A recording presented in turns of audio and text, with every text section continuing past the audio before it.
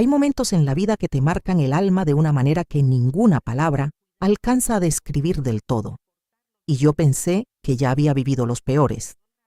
Pensé que cuando me llamaron de la fábrica aquella tarde de martes para decirme que Ernesto no iba a volver a casa, yo había tocado el fondo más hondo que una mujer puede tocar. Pensé que nada podría volver a dolerme tanto como eso. Pero la vida, mija, la vida tiene una manera cruel de enseñarte que siempre hay un dolor nuevo esperando a la vuelta de la esquina, y que a veces ese dolor no viene de los extraños, ni de los enemigos, ni de la mala fortuna, sino de la misma sangre que tú cargaste en el vientre durante 9 meses, de la misma personita que pusiste en el mundo con todo el amor que tenías y con todo el que fuiste capaz de inventar cuando el que tenías ya no alcanzaba. Fue un sábado por la mañana, 3 días después de la boda de mi hija Valentina, cuando me senté con mi café en la mesa de la cocina y abrí su perfil en el teléfono que mi comadre Remedios me había enseñado a usar hacía apenas 2 años. Yo no soy mujer de redes sociales ni de esas cosas modernas, pero aprendí porque quería ver las fotos de la boda, quería verme ahí, quería guardar ese recuerdo de alguna manera que no fuera solo en el corazón. Y ahí estaban las fotos, docenas de fotos preciosas con filtros rosados y dorados, con leyendas en letras elegantes, con comentarios de cientos de personas que felicitaban a Valentina y a su esposo Rodrigo. Fotos de la iglesia, fotos del jardín, fotos de la mesa de los novios, fotos del primer baile, fotos del pastel, fotos de todos, de los suegros, de las amigas, de los compañeros de trabajo de Rodrigo, de los primos que vinieron desde Monterrey, fotos de todo y de todos, excepto de mí. Yo no estaba en ninguna. En cada foto publicada, mi lugar estaba vacío, como si nunca hubiera estado.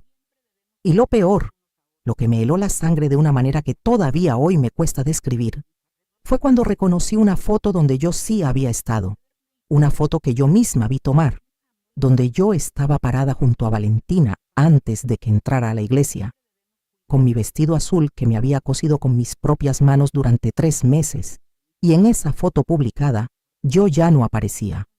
Habían editado mi vestido azul, como si nunca hubiera estado. Me quedé mirando esa pantalla durante no sé cuánto tiempo. El café se enfrió. La luz de la mañana fue cambiando en la cocina y yo seguía ahí, paralizada, pasando foto por foto, buscándome y no encontrándome, diciéndome que quizás me había equivocado, que quizás era mi vista cansada, que quizás había fotos que aún no habían subido, pero no. No era mi vista, no era un error, era una decisión. Alguien había tomado la decisión deliberada, metódica, paciente de sentarse frente a una computadora o un teléfono y borrarme de cada imagen, una por una, antes de mostrarle al mundo la boda de mi hija. Y ese alguien era mi hija. Llamé a Valentina esa misma tarde. Me contestó al tercer timbre con una voz que ya traía encima cierta impaciencia, como si supiera para qué llamaba y ya tuviera lista la respuesta. Le pregunté, con toda la calma que pude reunir, por qué yo no aparecía en ninguna de las fotos que había subido. Hubo un silencio breve, de esos silencios que no son vacíos sino que están llenos de cálculo, y luego me dijo, con una ligereza que todavía me duele recordar: «Ay, mamá, es que Rodrigo y yo queríamos que las fotos tuvieran una estética más limpia, más uniforme, y tú sabes que tu vestido azul no combinaba bien con la paleta de colores que habíamos elegido. No es nada personal, es solo la estética». Yo no dije nada. Esperé. Y entonces ella añadió, como si fuera la cosa más natural del mundo: «Así queda más limpia la estética, mamá. Tú lo entiendes, ¿verdad?». Y yo escuché, al fondo de la llamada, la voz de Rodrigo preguntando algo, y luego el silencio de Valentina tapando el micrófono para responderle, y supe que él estaba ahí, que los dos estaban ahí, y que ninguno de los dos sentía que esto merecía siquiera una disculpa real. Esa noche no dormí. Me quedé mirando el techo de mi cuarto, en esta casa pequeña del fraccionamiento Playas de Tijuana, donde vivo desde hace 22 años, y pensé en todo. en todo lo que había hecho para que esa boda fuera posible, en todo lo que había callado para no arruinar nada, en todas las veces que había doblado el orgullo por amor a Valentina.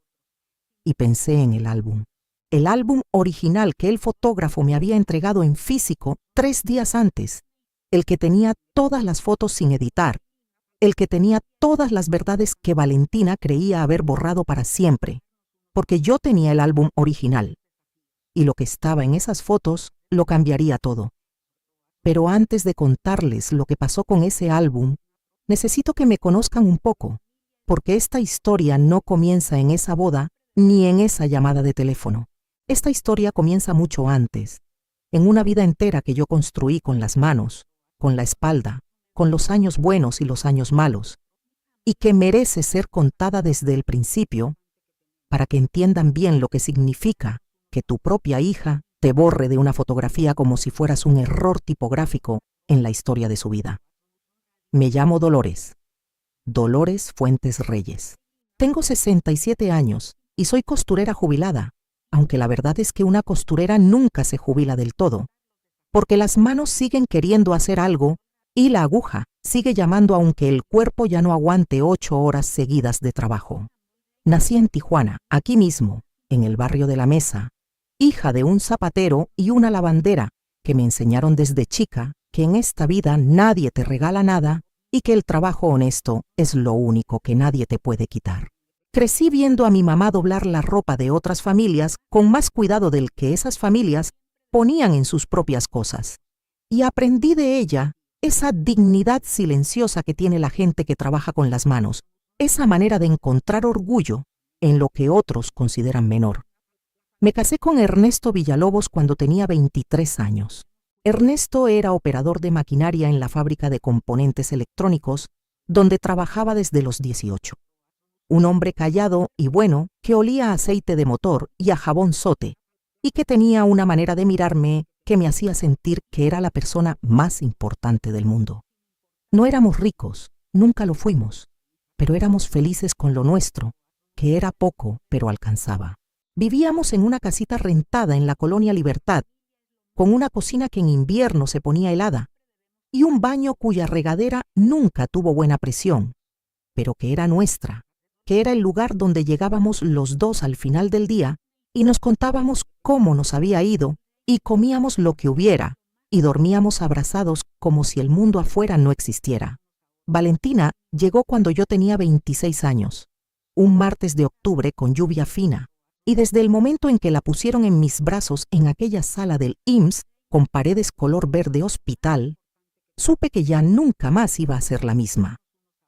Era tan chiquita, tan perfecta, con esos puños apretados y esa carita arrugada de recién llegada al mundo, que se me hizo un nudo en el pecho que tardó años en deshacerse y que en cierta forma nunca se deshizo del todo. Porque ese nudo es el amor de madre, que no se deshace aunque duela, aunque te lastime, aunque te borre de las fotos. Ernesto lloró cuando la vio. Era la primera vez que yo veía llorar a ese hombre.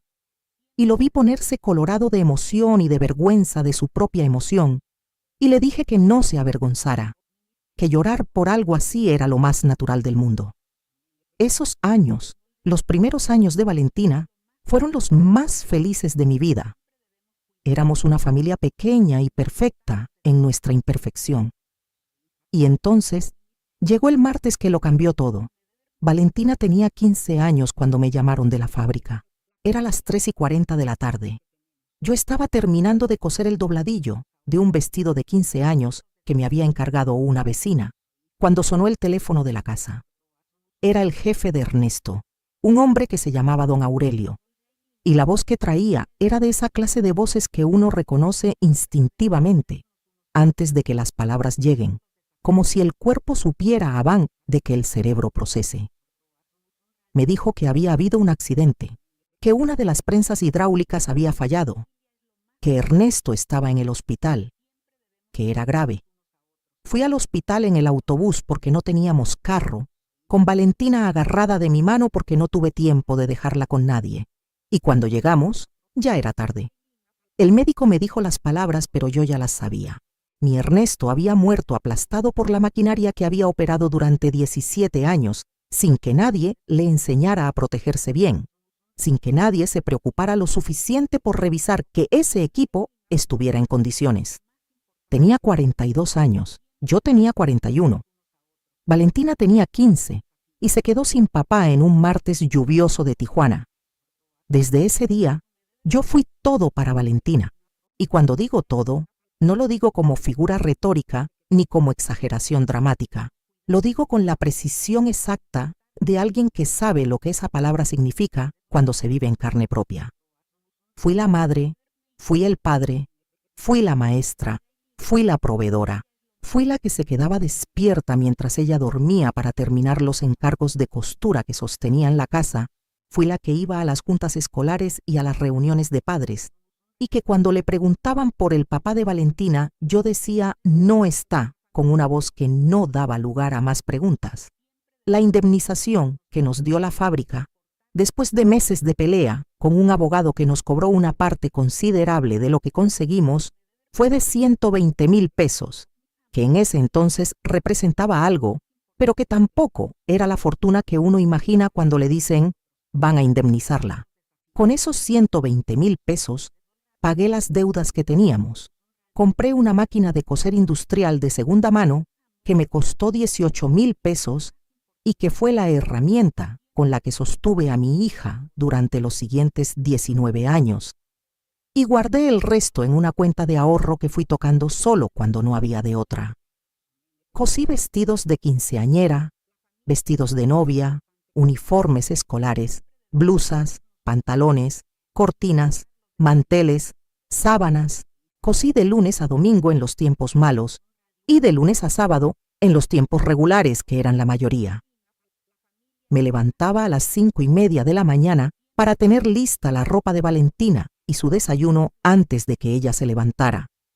Y me acostaba a veces pasada la medianoche con los dedos entumidos y los ojos cansados, pero con la satisfacción silenciosa de quien sabe que está cumpliendo con lo que debe. No me quejo. Lo hice con gusto, de verdad lo hice, porque verla crecer, verla ir a la escuela bien vestida y bien alimentada, verla graduarse de la preparatoria y luego de la universidad, eso era mi pago y era suficiente.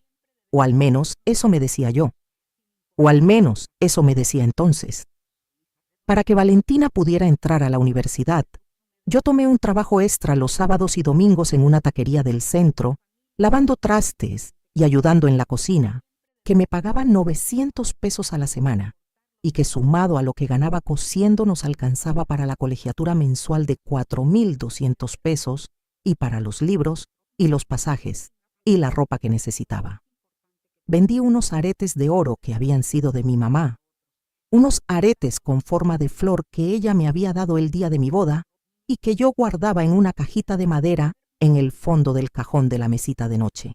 Los vendí en una joyería de la Avenida Revolución por 2,800 pesos, que era menos de lo que valían, pero era lo que me daban, y yo no estaba en posición de negociar mucho. Me dolió venderlos.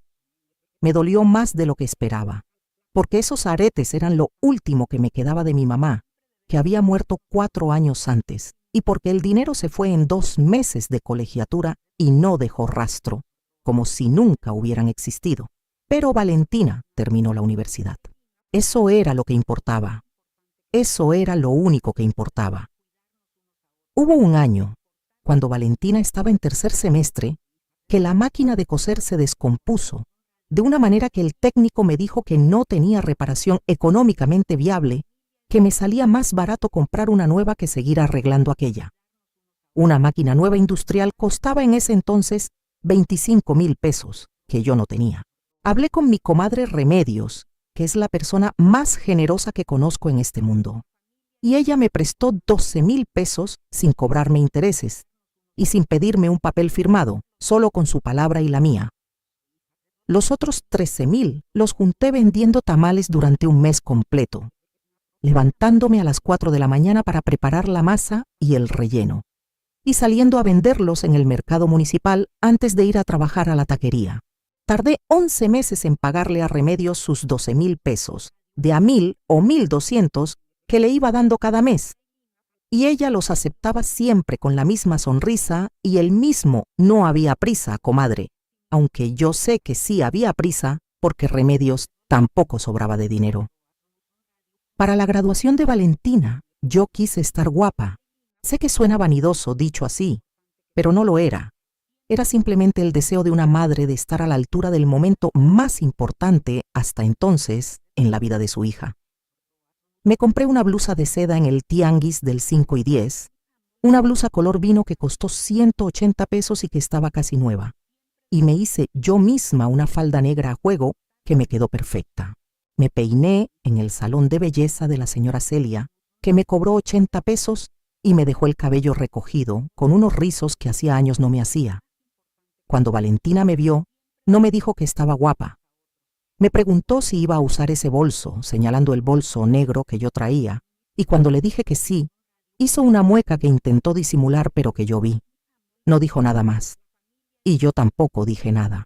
Guardé esa mueca en el mismo lugar donde guardo todas las cosas que no digo, que con los años se ha vuelto un lugar bastante grande. Después de graduarse, Valentina consiguió trabajo en una empresa de diseño gráfico en la zona del Río, que es la parte moderna y cara de Tijuana. Empezó a ganar bien, mucho mejor que yo, y su vida cambió de una manera que yo miraba con orgullo genuino y con algo más que tardé en identificar, pero que con el tiempo reconocí como una distancia que se iba abriendo entre nosotras sin que ninguna de las dos lo nombrara. Empezó a vestirse diferente, a ir a lugares diferentes, a tener amigos que yo no conocía y que cuando los veía en alguna foto me parecían de otro mundo. No es un juicio, solo una descripción. Su mundo se fue volviendo más grande y más brillante, y yo me fui quedando en el mismo lugar de siempre, que es este barrio, esta casa, esta máquina de coser, este café de las mañanas, y estaba bien, de verdad que estaba bien, solo que nadie me preguntaba si estaba bien. Conoció a Rodrigo hace 4 años en una reunión de trabajo. Rodrigo es hijo de una familia de Guadalajara, que tiene una empresa de importaciones, un muchacho presentable y educado, que sabe exactamente qué decir y cuándo decirlo, de esos que te miran a los ojos cuando te hablan y asienten con la cabeza en los momentos correctos, pero cuya calidez, cuando uno la examina de cerca, tiene algo de cálculo, algo de fachada muy bien construida. Desde el principio entendí que para Rodrigo yo era un dato biográfico de Valentina, no una persona real con quien relacionarse. Me saludaba con un beso en la mejilla y me llamaba Doña Dolores, con un respeto que sonaba más a protocolo que a afecto. Nunca me preguntó por mi trabajo, por mi vida, por mis gustos, por mi historia. Nunca se sentó a la mesa a platicar conmigo sin que Valentina estuviera presente. Era amable de esa manera que no te da nada. Cuando Valentina me anunció el compromiso hace 1 año y medio, yo me alegré. De verdad me alegré, porque la vi feliz. Y la felicidad de mi hija siempre ha sido mi felicidad, aunque a veces esa ecuación funcione solo en una dirección. Pero junto con el anuncio llegaron las primeras señales de cómo iba a ser esta historia, aunque yo en ese momento no supe leerlas bien. Valentina me explicó que la boda iba a tener una estética definida, unas palabras que yo oí varias veces en los meses siguientes y que con el tiempo aprendí a reconocer como el escudo detrás del cual se escondían las decisiones que me excluían. La paleta de colores era blanco, champagne y verde salvia. Los arreglos florales iban a ser de peonías y eucalipto. La papelería iba a ser diseñada por una amiga de ella, también diseñadora. Todo iba a estar coordinado, todo iba a tener coherencia visual, todo iba a lucir perfecto en las fotos. Cuando le pregunté qué debía ponerme yo, hubo una pausa. Me dijo que podía usar lo que me sintiera cómoda, pero que ojalá no fuera nada muy llamativo, ni en colores que chocaran con la paleta. Le pregunté si azul estaba bien. Hubo otra pausa. Me dijo que depende de qué tono de azul. Le dije que el azul marino, oscuro, casi como el cielo de noche. Me dijo que sí, que ese estaba bien, y yo me puse a coserme ese vestido. Tardé 3 meses en hacerlo porque lo quería perfecto.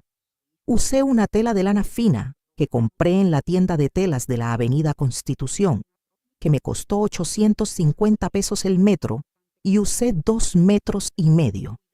Y le hice un corte que me favoreciera a esta figura de mujer mayor, que ya no es lo que era, pero que tampoco es para esconder, con un cuello discreto y unas mangas 3/4 que tapan los brazos sin ser aburridas. Cosí ese vestido pensando en el momento de entrar con Valentina a la iglesia, en la foto que íbamos a tomarnos las dos juntas, en el recuerdo que iba a quedar. Para el regalo de bodas, les di a Valentina y a Rodrigo un sobre con 20,000 pesos en efectivo que había estado juntando durante 8 meses, guardando de a 2,000 o 3,000 cada mes, recortando mis propios gastos, dejando de comprar cosas que necesitaba, comiendo más frugal, posponiendo la visita al dentista que ya me urgía y que al final costó 6,000 pesos que tuve que sacar de otro lado. 20,000 pesos que puse en un sobre con una tarjeta escrita a mano porque no soy buena con las palabras impresas, que decía simplemente que eran para que empezaran su vida juntos con un colchón y que los quería y que estaba orgullosa de Valentina. Valentina recibió el sobre, lo abrió, contó los billetes con esa naturalidad de quien está acostumbrado a recibir y dijo: «Gracias, ma», con una sonrisa que duró exactamente el tiempo que dura una sonrisa de protocolo. Rodrigo no dijo nada. Y así llegó el día de la boda, un sábado de mayo, con un sol que calentaba sin quemar, de esos días perfectos que Tijuana a veces regala en primavera. Yo estaba lista desde las 9 de la mañana, con mi vestido azul marino puesto, el cabello recogido que me había hecho yo misma porque no quise gastar en el salón, con unos zapatos de tacón bajo que compré especialmente para ese día y que me apretaban un poco, pero que eran los más elegantes que encontré en mi precio. Fui al hotel donde Valentina se estaba preparando porque me había dicho que quería que yo estuviera ahí mientras la peinaban y la maquillaban. Y cuando llegué, había un salón lleno de mujeres jóvenes, sus amigas, sus primas de parte de Rodrigo, la coordinadora de bodas con su tableta digital y su audífono, una fotógrafa con 2 cámaras colgadas al cuello. Valentina estaba en el centro de todo, en una bata blanca de satín, y cuando me vio entrar me sonrió y me dijo: «Ya llegaste, ma», que es la manera más breve posible de reconocer la presencia de alguien. Me senté en una silla junto a la ventana y observé. Vi cómo la peinaban con una trenza elaborada que tardó casi 1 hora, cómo le hacían el maquillaje con capas de productos que yo no sabía nombrar, cómo sus amigas la fotografiaban con sus teléfonos y se reían y tomaban vino espumoso que alguien había traído. Yo no tomé vino. Me ofrecieron y dije que no, que con agua estaba bien, y la coordinadora me trajo un vaso de agua con una rodaja de limón y una pajilla y siguió con sus cosas. La fotógrafa profesional tomó fotos de Valentina preparándose, fotos de los detalles del vestido colgado en un gancho, fotos de los zapatos, fotos del ramo, y también tomó fotos conmigo, fotos mías poniéndole el velo a Valentina, fotos mías abrazándola antes de salir, fotos de las dos juntas junto a la ventana con la luz de la mañana. Yo lo vi todo con mis propios ojos. Esas fotos existieron.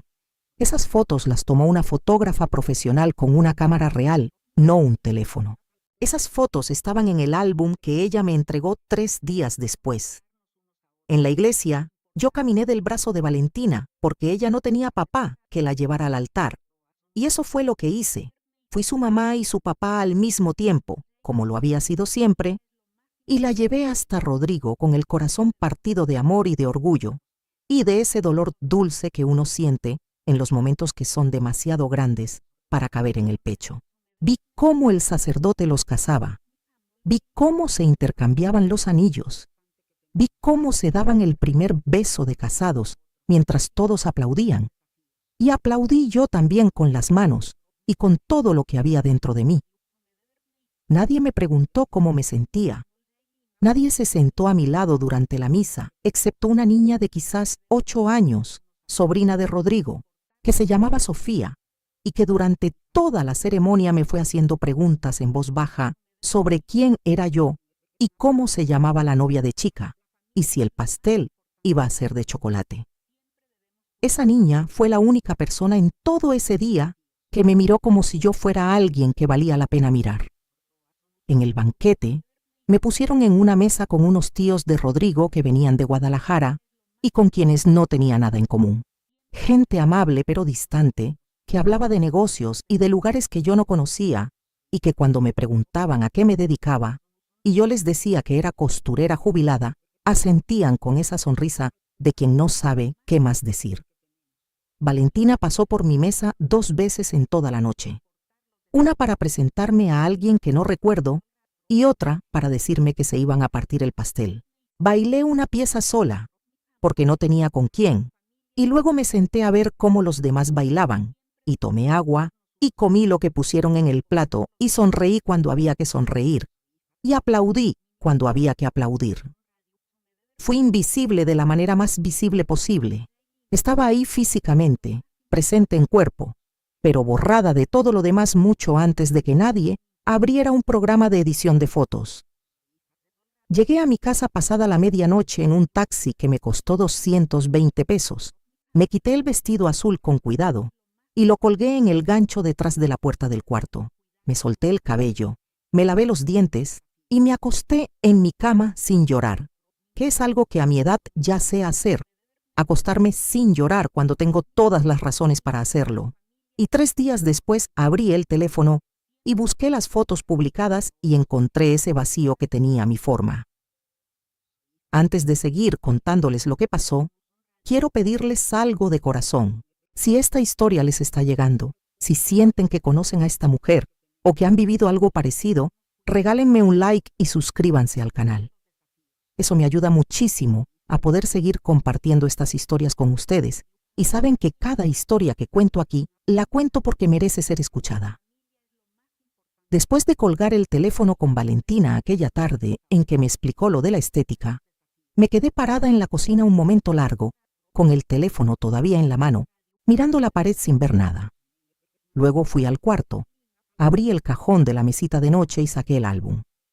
El fotógrafo, un muchacho joven que se llamaba Sebastián y que había sido recomendado por una amiga de Valentina, me lo había entregado personalmente 3 días antes de que yo viera las fotos publicadas, porque así lo habían acordado, que yo iba a recibir una copia impresa del álbum completo sin editar, como parte del paquete fotográfico que Valentina y Rodrigo habían contratado. Era un álbum grueso, de pastas duras de color champán, con el nombre de los novios en letras doradas en la portada, con 146 fotografías impresas en papel fotográfico brillante de muy buena calidad. Lo abrí esa noche por primera vez desde que Sebastián me lo había dado. Lo había recibido con la intención de abrirlo cuando tuviera calma, cuando pudiera sentarme tranquila a mirarlo, y no había tenido esa calma hasta ese momento. Y ahí estaba yo, en la fotografía número 12, ayudándole a Valentina a ponerse el velo. En la fotografía número 17, abrazándola junto a la ventana del hotel, con la luz de la mañana entrando de lado. En la fotografía número 29, caminando a su lado por el pasillo de la iglesia, con mi vestido azul marino y el brazo de ella entrelazado en el mío. En la fotografía número 43, mirándola desde mi banca durante la ceremonia, con una expresión en la cara que yo no sabía que tenía hasta que la vi.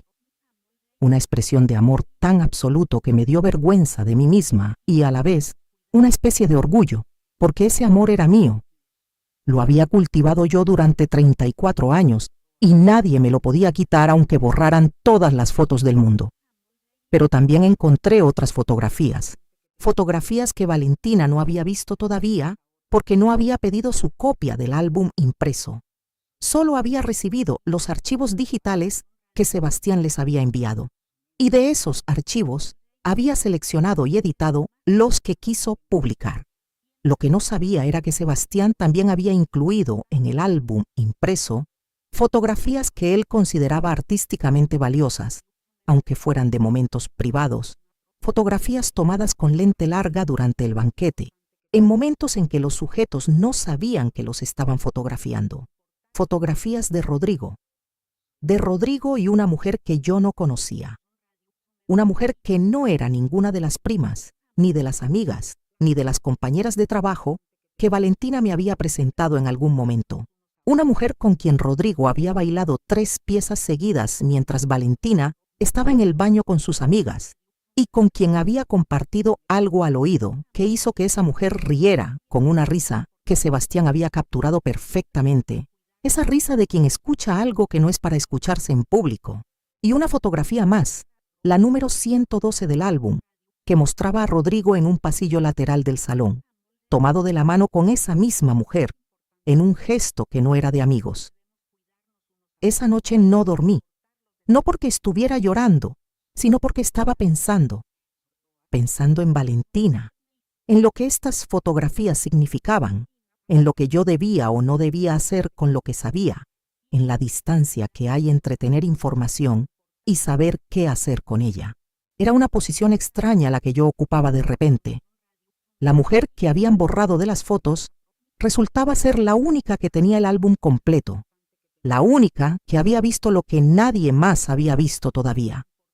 El poder que yo pensaba que me habían quitado al editarme fuera de las imágenes resultaba estar de manera completamente inesperada guardado entre las páginas de ese álbum de pastas champagne con letras doradas que descansaba en mi mesita de noche.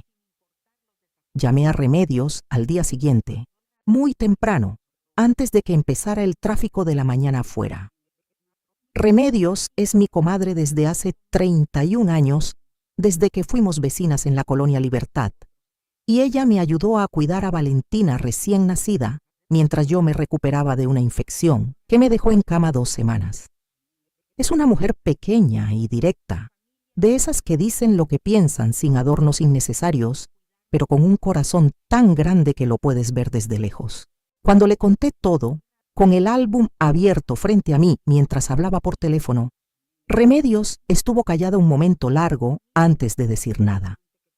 Luego me dijo: «Comadre, necesito que me escuche bien lo que le voy a preguntar, y quiero que me responda con honestidad, no con lo que cree que debería responder, sino con lo que de verdad siente.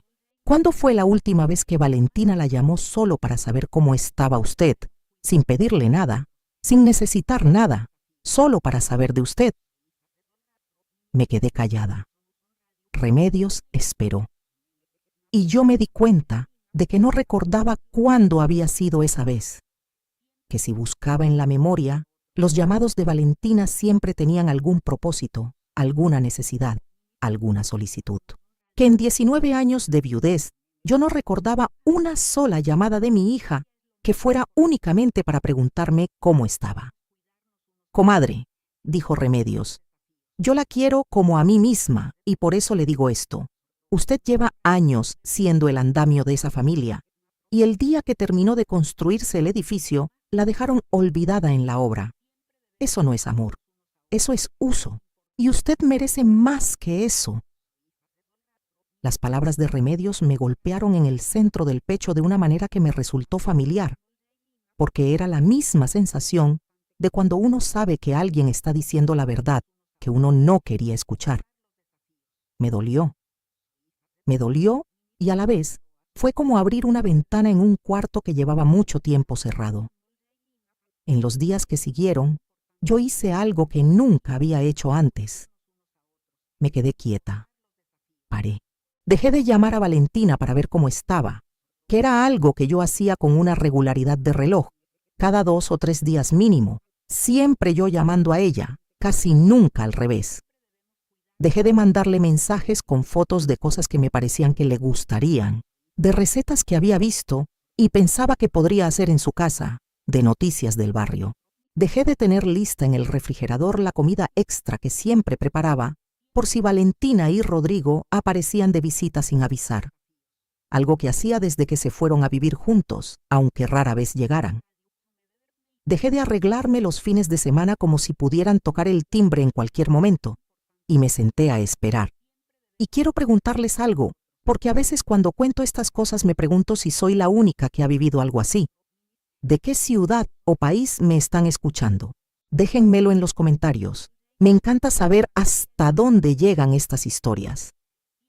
Me sorprende siempre la cantidad de personas que viven situaciones tan parecidas a la mía en lugares tan distintos del mundo. y saber de dónde vienen me hace sentir que no estoy sola contando esto. Y quizás ustedes tampoco están solos escuchándolo. Pasaron 7 días desde mi última llamada a Valentina. 7 días en que el teléfono no sonó de su parte. Al 8º día me llegó un mensaje que decía: «Ma, ¿puedes hacer los tamales para la reunión de Rodrigo con sus socios el viernes? Son como 12 personas. No. ¿Cómo estás? No. ¿Qué has hecho? No. Te extraño». Tamales para 12 personas para el viernes. Guardé el teléfono en la bolsa del delantal y seguí con lo que estaba haciendo, que era coser una blusa para mí sola, en una tela color terracota que había comprado esa misma semana en la tienda de la Avenida Constitución, sin consultar con nadie si el color era apropiado para mi edad o si combinaba con algo que ya tuviera. No respondí el mensaje ese día. Lo respondí al día siguiente, con calma, diciéndole que esa semana tenía compromisos y no iba a poder. Fue la primera vez en mi vida que le dije no a Valentina sin dar explicaciones largas, sin disculparme, sin ofrecer una alternativa, sin sentir que necesitaba justificarme. Le dije que no podía y que esperaba que encontrara la manera de resolver. Y puse el teléfono boca abajo en la mesa y me quedé sentada un momento, sintiendo algo extraño en el pecho, algo que tardé un rato en identificar, porque no lo había sentido en mucho tiempo. Era el silencio de alguien que ha dejado de cargar un peso que no le pertenecía. Valentina llamó 10 minutos después. Cuando contesté, su voz traía esa mezcla de confusión y de ligera irritación de quien no está acostumbrada a que las cosas no funcionen como siempre han funcionado. Me preguntó si me pasaba algo. Le dije que no, que estaba bien, que solo tenía compromisos. Me preguntó qué compromisos. Y en ese momento hice una cosa que me parece pequeña, pero que para mí fue enorme. No le expliqué. Le dije simplemente que tenía cosas que atender y que cualquier cosa que necesitara me avisara con más tiempo la próxima vez. Y corté la llamada. Mis manos temblaban un poco cuando puse el teléfono en la mesa, pero era un temblor diferente al que había sentido el día de la humillación, ese temblor frío de quien acaba de ser herida. Este temblor era de adrenalina, de vértigo, del tipo de miedo que siente uno cuando hace algo nuevo y correcto al mismo tiempo. Remedios llegó esa tarde con un pan de elote que había hecho para mí, que es una de sus especialidades y que sabe que me gusta mucho, y nos sentamos en la sala a comer pan de elote con café, mientras yo le contaba todo lo que había pasado en esos días. Remedios me escuchó sin interrumpir, que es uno de sus grandes talentos, y cuando terminé me miró y me dijo: «Comadre, bienvenida al primer día del resto de su vida». Y nos reímos las dos de una manera que hacía mucho no me reía, de esa manera profunda que sale del vientre y que no tiene nada de artificial. En las semanas siguientes pasaron cosas dentro de mí que no sé describir del todo, pero que voy a intentar. Es como cuando uno ha vivido tanto tiempo en un cuarto oscuro que ya ni recuerda cómo se ve la luz, y de repente alguien abre una ventana y uno tiene que parpadear mucho antes de poder ver bien. Así me sentí yo, parpadeando, readaptándome a una versión de mí misma que había estado guardada durante décadas debajo de todas las capas del deber y el sacrificio y la abnegación que uno acumula sin darse cuenta. Lo primero que hice fue retomar la costura de una manera diferente. Durante décadas había cosido para otros, para clientes que me traían sus telas y sus medidas y sus exigencias, y me pagaban por transformar lo que ellos querían en algo que ellos usarían. Pero yo tenía mis propios diseños, cuadernos llenos de bocetos que había hecho a lo largo de los años, diseños que me gustaban a mí, que reflejaban mi gusto, mi sentido de la forma y del color, mi manera de entender la ropa como algo que dice cosas de quien la lleva. Saqué esos cuadernos del cajón donde los había guardado hacía años y los puse sobre la mesa de trabajo. Y empecé a coser mis propios diseños en las telas que yo quería, en los colores que a mí me hacían feliz. Una blusa bordada a mano con hilo azul turquesa, una falda amplia en tela de algodón estampado con flores pequeñas, un chal largo de lana color mostaza que me abrigara en las mañanas frías de Tijuana. Remedios Me sugirió que los llevara al mercado de artesanías del centro, donde hay un corredor de vendedores independientes que pagan una cuota mensual de 900 pesos por un puesto y pueden vender lo que produzcan. Yo al principio dudé, porque nunca había vendido mis propias cosas. Siempre había vendido mi trabajo al servicio del diseño de otros, y había algo vulnerable en la idea de poner mis propios diseños frente al juicio del público. Pero Remedios me acompañó el primer día que fui a hablar con el administrador del mercado, y el segundo sábado de ese mes ya tenía un puesto con mis piezas colgadas, y la primera blusa bordada la vendí en menos de 4 horas a una señora de más o menos mi edad, que me dijo que hacía años que no encontraba ropa que le quedara bien y que esa blusa era exactamente lo que necesitaba. Me pagó 450 pesos, que no era mucho, pero que representaba algo que ningún dinero ganado haciendo el trabajo de otros me había dado nunca: la satisfacción de que alguien eligiera algo que era completamente mío. El segundo cambio fue el taller de fotografía. Lo vi anunciado en un papel pegado en la pared del mercado municipal. Taller de fotografía análoga para principiantes, cupo limitado, impartido por el fotógrafo Arturo Mendoza, miércoles y viernes de 5 a 7 de la tarde, costo mensual de 600 pesos. Fui sin pensarlo demasiado, que es una manera de hacer las cosas que estoy aprendiendo a mis 67 años, pero que creo que siempre estuvo dentro de mí esperando permiso. El taller era un grupo de 8 personas de edades muy distintas, desde una chica de quizás 20 años hasta un señor que me confesó la primera noche que tenía 72 y que había querido aprender fotografía desde joven, pero que nunca había tenido tiempo. Aprendí a cargar una cámara de rollo, a entender la luz, a revelar fotografías en el cuarto oscuro que Arturo tenía montado en un local pequeño de la colonia Cacho. Hay algo profundamente satisfactorio en el acto de revelar una fotografía, en ver cómo la imagen aparece lentamente en el papel mientras uno la mece con suavidad en el líquido revelador, como si la realidad se fuera materializando desde la nada. Pensé más de una vez, mientras revelaba, en Valentina borrándome de las fotografías digitales con un par de clics, en la facilidad con que la tecnología permite borrar a las personas, y luego pensé en la permanencia de lo análogo, en cómo las fotografías de rollo tienen una materialidad que las hace más difíciles de manipular, más difíciles de borrar, más cercanas a la verdad de lo que registran. El tercer cambio fue las salidas con Remedios. Empezamos a tomar el autobús los sábados por la mañana a pueblos cercanos que ninguna de las dos conocía bien. Fuimos a Tecate, a Ensenada, a Rosarito, a veces solo a caminar por el malecón de Tijuana, que yo cruzaba todos los días sin realmente verlo. Remedios tiene una manera de estar en los lugares que me enseña a estar en ellos también. Una manera de notar los detalles, de pararle a la gente y preguntarle cosas, de sentarse en una banca a mirar sin tener nada pendiente. Me enseñó que se puede disfrutar un lugar simplemente estando en él, sin necesitar que el lugar te sirva para algo, ni que la visita tenga un propósito productivo. Yo llevaba décadas siendo una persona muy productiva.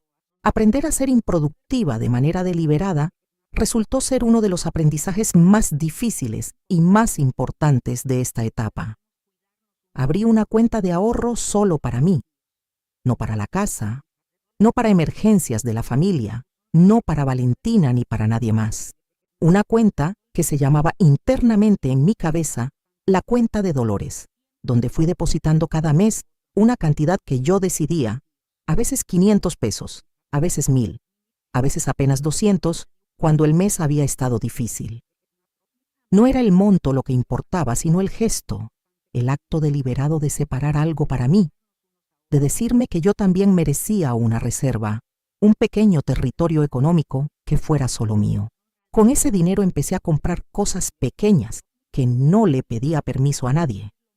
Una planta de lavanda para el patio, una novela que vi en una feria del libro y que me gustó la portada, una crema para las manos que olía a naranja y que costaba 220 pesos y que durante años hubiera considerado un lujo innecesario.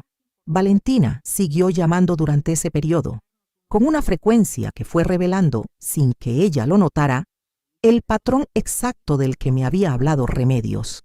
Llamaba cuando necesitaba algo, que si podía cuidar una planta que se le iba a ir de viaje un fin de semana, que si sabía dónde conseguir tal cosa, que si recordaba cómo se preparaba el guiso que hacía mi mamá, que a Rodrigo le había gustado tanto la única vez que lo probó.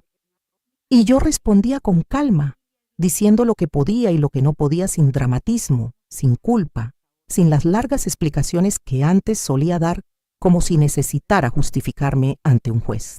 Valentina no decía nada al respecto. No preguntaba si me pasaba algo. No preguntaba si estaba enojada. Simplemente aceptaba mis respuestas y continuaba con su vida, lo cual, si uno lo piensa bien, era en sí mismo una respuesta muy elocuente. Y entonces, aproximadamente 2 meses después de la boda, recibí una llamada de mi sobrina Fernanda, hija de mi hermana que vive en Ciudad de México.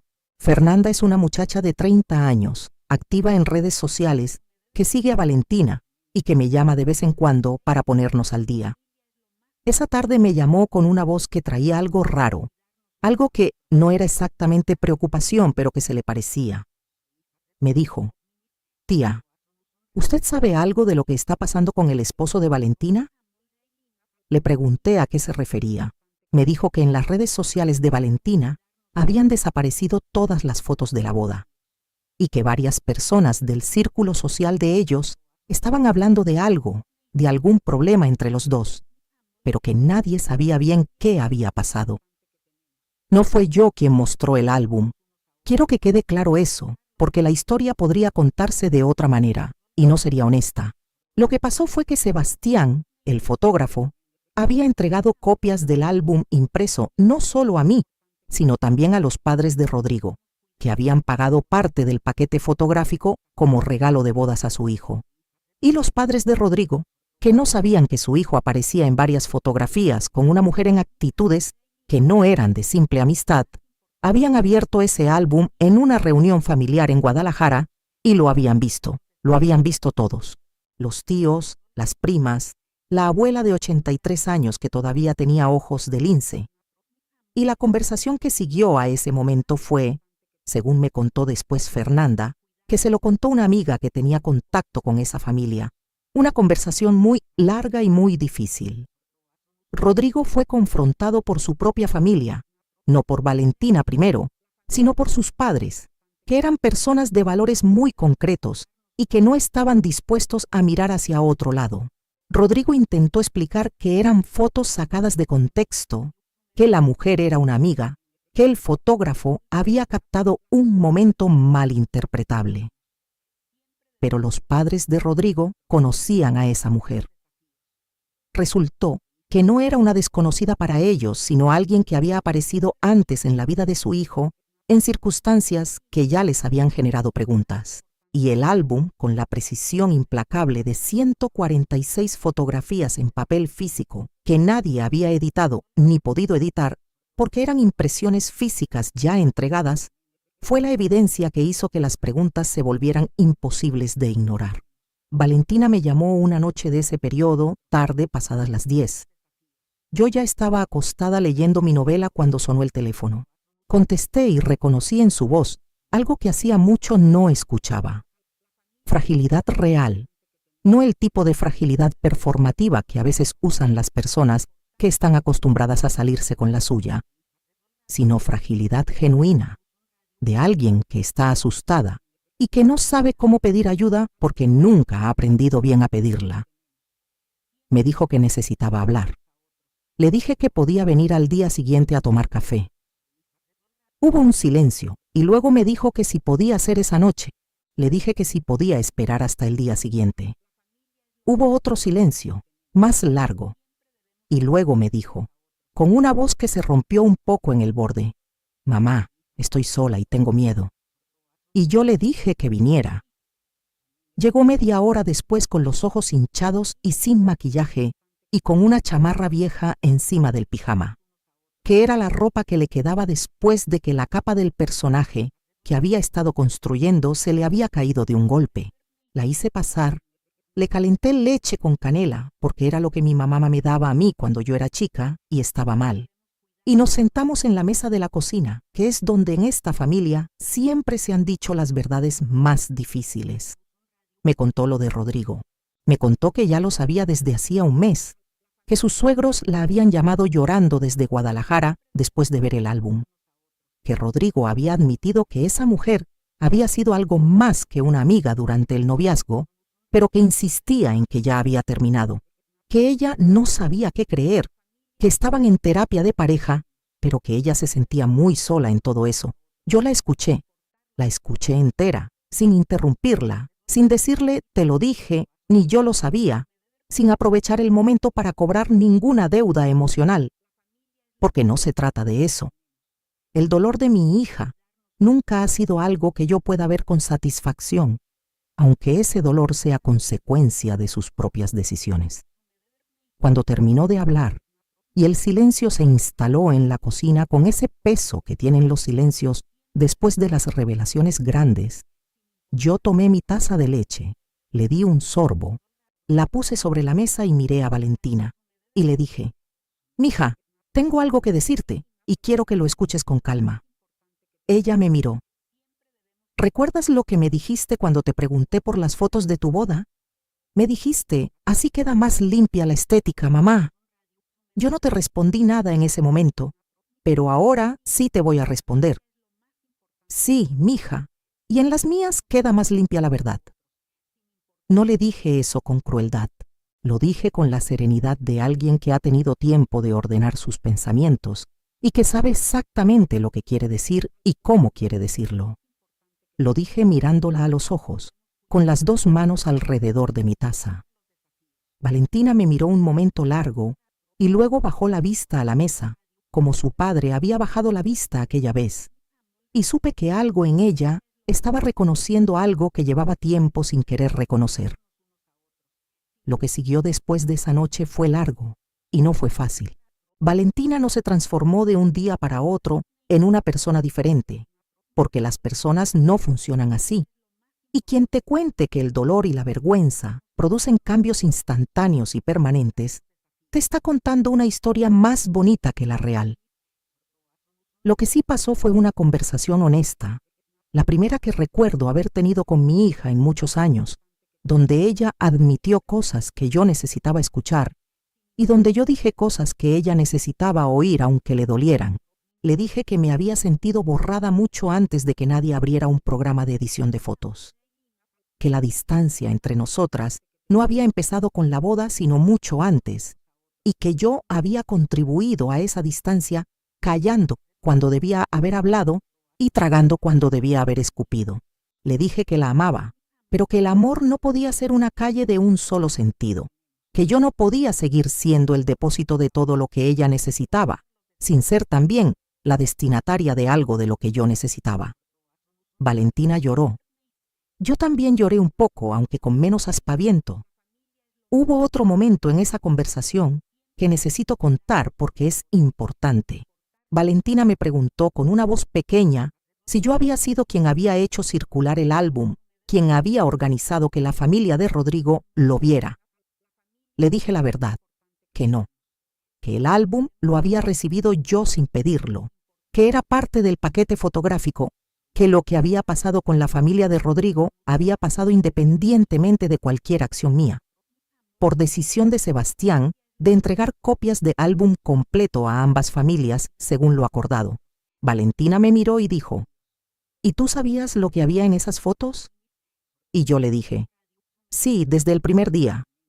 Y decidí no decirte nada, porque no era mi lugar interferir en tu matrimonio. Pero tampoco iba a mentirte si me preguntabas directamente. Hubo un silencio. Y luego Valentina dijo algo que me tomó completamente por sorpresa, que no esperaba escuchar, y que me llegó al lugar más hondo que tiene el pecho. Mamá, lo siento. Lo de las fotos, lo siento de verdad. No era una disculpa elegante ni elaborada. Era pequeña y directa y por eso mismo era real. Le dije que la aceptaba. Y la acepté de verdad. sin condiciones escondidas ni rencor guardado en un cajón para usar después. Pero también le dije que las cosas entre nosotras iban a ser diferentes a partir de entonces. No porque yo quisiera castigarla, sino porque las dos merecíamos una relación más honesta que la que habíamos tenido, donde yo fuera una persona real con necesidades reales y no un servicio disponible las 24 horas. Le dije que iba a seguir siendo su mamá, que siempre lo iba a hacer, pero que necesitaba ser también Dolores, y que esas dos cosas no eran contradictorias sino complementarias, y que yo había tardado 67 años en entenderlo, pero que más valía tarde que nunca. Valentina asintió, y en ese asentimiento vi algo que hacía mucho no veía en su mirada cuando me miraba a mí. Me vio como persona, no como función, y eso, aunque pequeño, aunque apenas el principio de algo que va a llevar tiempo construir bien, fue suficiente para esa noche. Lo de Rodrigo siguió su propio curso, que no me corresponde a mí narrar en detalle, porque es la vida de Valentina y no la mía. Lo que sí sé es que la terapia de pareja continuó, que hubo conversaciones muy difíciles entre ellos, que los suegros de Guadalajara se involucraron más de lo que Valentina hubiera querido, y que el matrimonio entró en una zona de incertidumbre que todavía no había encontrado resolución definitiva la última vez que Valentina me habló de eso. No sé si van a seguir juntos o no. No me corresponde saberlo, ni decidirlo, ni opinar al respecto, excepto cuando me pregunten. Y cuando me pregunten, diré lo que pienso con honestidad y con cariño, que es la única manera en que sé decir las cosas cuando me importa la persona a quien le hablo. Lo que sí me corresponde contarles es lo que pasó conmigo. Y lo que pasó conmigo es que seguí con mi puesto en el mercado de artesanías, que para el tercer mes ya tenía clientas habituales, señoras que volvían a buscarme porque les gustaba mi trabajo y que me referían a sus amigas. Seguí con el taller de fotografía, donde Arturo el fotógrafo me dijo que tenía un ojo natural para la composición que muchos de sus alumnos más jóvenes no tenían. Seguí saliendo los sábados con Remedios a los lugares que ninguna de las dos habíamos tenido tiempo de ver, aunque lleváramos toda la vida viviendo cerca de ellos. Seguí depositando en mi cuenta de Dolores, que para ese entonces había acumulado 4,300 pesos, que no es una fortuna, pero que es mía y solo mía, y que voy a usar en algo que todavía no he decidido, pero que va a ser para mí. El vestido azul marino que me cosí para la boda sigue colgado detrás de la puerta de mi cuarto. No lo guardé en el fondo del closet, como a veces uno guarda las cosas que traen recuerdos dolorosos para no tener que verlas. Lo dejé ahí, donde lo puedo ver todos los días cuando entro y salgo del cuarto, porque ese vestido no es solo el símbolo de una humillación, sino también el símbolo de 3 meses de trabajo paciente y de un amor que no supo dónde ponerse, pero que existió de todas maneras. Y porque ese vestido lo hice yo, con mis manos, con mi aguja, con mi hilo, y nadie me lo puede borrar aunque lo intente. Existe, está ahí. Tiene 43 fotografías que lo prueban, en un álbum de pasta champagne, con letras doradas que guardo en la mesita de noche, junto a la foto de Ernesto, que nunca he quitado de ese lugar. A veces pienso en Ernesto en estas noches, sentada en la poltrona que era la suya, y que desde que él murió ha sido la silla donde yo pienso, donde yo lloro cuando necesito llorar, donde yo tomo las decisiones importantes. Pienso qué diría él si viera todo esto. Ernesto era un hombre que no hablaba mucho, pero que cuando hablaba siempre decía algo que valía la pena escuchar. Y creo que en este caso me diría que hice bien, que me demoré demasiado, pero que hice bien, que el amor de una madre no tiene que incluir la obligación de desaparecer para que los hijos sean felices, que estar presente no es lo mismo que ser un estorbo, y que una foto de la que te borran no define quién eres, sino quién decidió borrarte. Lo imagino diciendo eso con esa voz pausada que tenía y sonriendo un poco, esa sonrisa pequeña y segura que yo amaba tanto. Y me alegra poder imaginarlo todavía, que los muertos que amamos bien tienen esa cualidad de seguir hablándonos, aunque ya no estén. Hoy estoy sentada en la baranda de mi casa, donde tengo una maceta de lavanda que compré con dinero de mi cuenta y que cada mañana huele a algo nuevo, a algo que no es exactamente felicidad, pero que se le parece mucho. Ese olor verde y limpio que le da la bienvenida al día sin pedirle nada a cambio. Tengo mi café en la mano, que siempre fue el ritual más constante de mi vida, y estoy mirando la calle de este barrio que conozco de memoria, con sus árboles viejos y su asfalto irregular, y sus vecinas que salen a barrer la banqueta por las mañanas con una puntualidad que tiene algo de ceremonial. Es una mañana ordinaria, y las mañanas ordinarias, cuando uno ha aprendido a verlas bien, son las más hermosas de todas.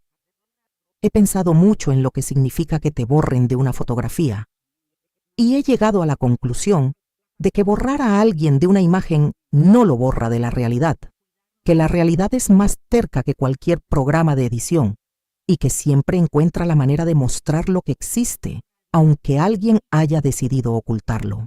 Pero también he pensado en algo más, algo que me parece más importante que la fotografía en sí. En todos los años que yo misma me borré de mi propia vida por estar completamente entregada a la vida de mi hija, en las veces que no fui al cine porque tenía cosas que hacer, en las veces que no me compré la blusa que me gustaba porque el dinero hacía más falta en otro lado, en los sábados que no fui a ningún lugar porque estaba esperando por si acaso llegaban visitas, en los sueños que guardé en cuadernos en lugar de vivirlos. Valentina me borró de unas fotografías. Yo me borré de décadas de vida propia. Y si tengo que elegir cuál de esas dos cosas es más urgente resolver, la respuesta es clara. Eso es lo que aprendí en todo esto, que el amor más honesto que puedo darle a mi hija es el de una mujer completa que tiene su propia vida y sus propios bordes y su propia historia. No el de una madre que se ha vaciado tanto de sí misma que lo único que le queda es su función. Que los límites no son muros que uno construye para alejar a los que ama, sino son las paredes que sostienen la casa para que no se derrumbe encima de todos. Que nunca es tarde para aprender a ocupar el espacio que nos corresponde en nuestra propia historia. Nunca. Ni a los 67, ni a los 70, ni a los 80 y tantos, que para eso todavía me quedan años si Dios quiere y si la salud acompaña. Y con esto me despido por hoy, aunque con el corazón lleno de todo lo que compartimos. Antes de irme quiero pedirles algo de corazón. Si esta historia les tocó, si les hizo pensar en alguien, si les recordó algo que vivieron o que están viviendo, suscríbanse al canal para no perderse la próxima historia. Compartan este video con alguien que necesite escucharlo, con esa amiga, con esa comadre, con esa vecina que quizás está pasando por algo parecido y que necesita saber que no está sola. Y díganme en los comentarios, en mi lugar, ¿qué habrían hecho ustedes? ¿Habrían mostrado el álbum? ¿Habrían perdonado? ¿Habrían puesto los límites antes o después? Quiero leer cada comentario de ustedes, de verdad los leo todos. Les mando un abrazo enorme y nos vemos en el próximo relato, que les prometo que trae una sorpresa que no se esperan.